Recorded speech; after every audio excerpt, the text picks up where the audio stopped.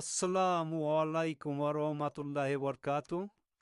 প্রিয় দেশবাসী, আপনারা আশা করি সকালে অনেক স্মার্ট, অনেক বুদ্ধিমান, অনেক বোঝেন।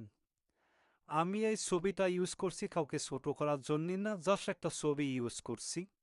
বাংলাদেশে এই রকমের ছবি এখন সবসময়ই পাওয়া যায় এবং আগামীতে আরও পাওয়া যাবে। দেখেন, এই যে লোকগুলো গাড়ি নিয়ে র্যালি করছে, এরা কি বোঝাতে চাইছে? এরা বোঝাতে চাইছে তাদের অনেক লোকজন আছে, অনেক টাকা পয়সা আছে, তারা অনেক ক্ষমতাশালী। কিন্তু এতে যে দেশের বা আপনার আমার কি ক্ষতি হচ্ছে সেটা একটু ভেবে দেখা উচিত। এইগুলোকে আমরা সবাই আমাদের উচিত ঘৃণা করা। কারণ এই যে লোকগুলো আজকে এই গাড়িতে উঠে চালাচ্ছে, প্রথমত এই লোকগুলো আজকে কোনো পরিশ্রম করেনি। তার মানে দেশের ক্ষতি, জাতির ক্ষতি, যারা আসছে তাদের পারিবারিক ক্ষতি। এটা আমার আপনার উপরও ইফেক্ট করে।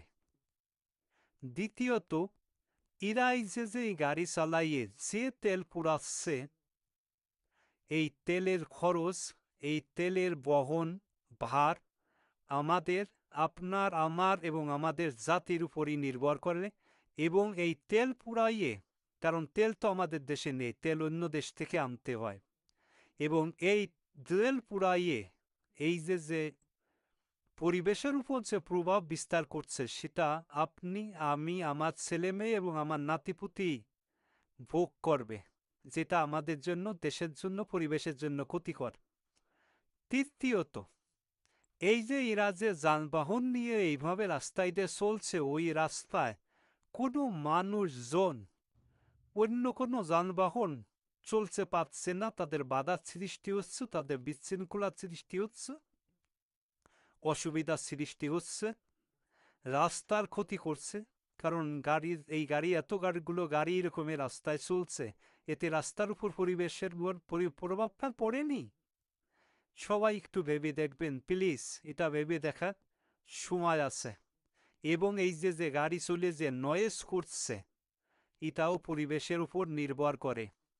প্লিজ প্লিজ প্লিজ, আপনারা অনেক বোঝেন, অনেক জানেন, এদের ঘৃণা করেন। এদের ঘৃণা করা শুরু করেন, যারা এইগুলো করছে তাদের ঘৃণা করেন, তাদের ভোট দিবেন না। আপনাদের বিবেক আছে, আপনাদের শক্তি আছে, তাদের কোনো প্রকারের সাপোর্ট করবেন না। আপনার দেওয়ালে এসে যারা আপনার রং